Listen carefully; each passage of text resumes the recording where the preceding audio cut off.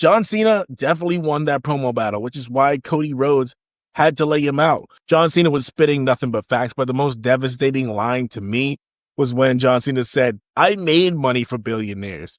You did nothing but steal money from their kids." Facts! I agree with everything else John Cena is saying as well. Cody Rhodes is fake. The character he portrays is not the real him. I personally feel like he just imitates John Cena because John Cena's spot is open, so now he just filled that spot with John Cena being gone. And that's exactly what John Cena was saying in the promo. Even though I know Dusty is Cody's father, I never really thought of him as a Nepo baby, though. He did feel like he deserved everything he got. And you gotta agree with John Cena's argument that he was just great. Everybody they put up against him to take his spot, he outshined them. That's why he still kept the spot all those years. They are dragging this feud by having a little bit of Cena, a little bit of Cody here and there.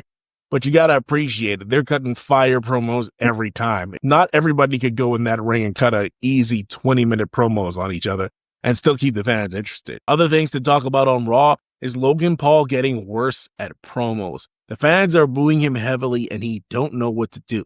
Instead of letting it breathe, let the fans get the booing out of their system and then continue with his promo, he tries to rush it and force it while the fans are still booing. Relax. Just give him a second to boo and then continue with your promo. I guess we should appreciate the way Triple H is booking the show, because when Vince McMahon was in charge, we would know what's going to happen on WrestleMania like a year before WrestleMania even comes around. So what's going on with Io, Rhea, and Bianca Belair?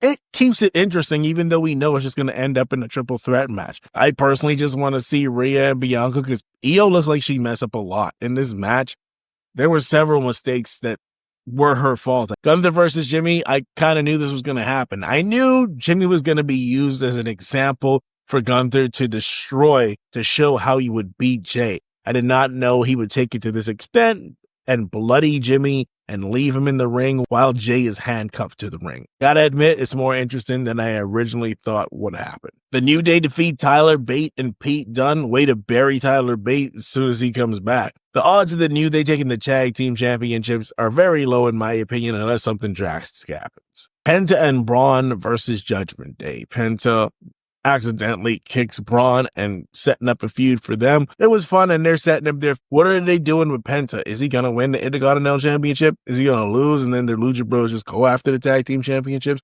Are they going to keep the Lucha Bros separate? Which I think they should do. Penta is already established and over. Let him get the Intercontinental Championship. You could always unite the Lucha Bros somewhere down the road. And honestly, you should test Phoenix to see if he can stay healthy because the man got injured constantly in AEW, which is why he had this contract extended. Before you put any titles on the Lucha Bros, just make sure Phoenix can stay healthy for a month or 2 or 3. What are your thoughts on this week's Raw? I pretty much thought John Cena's promo carried the show.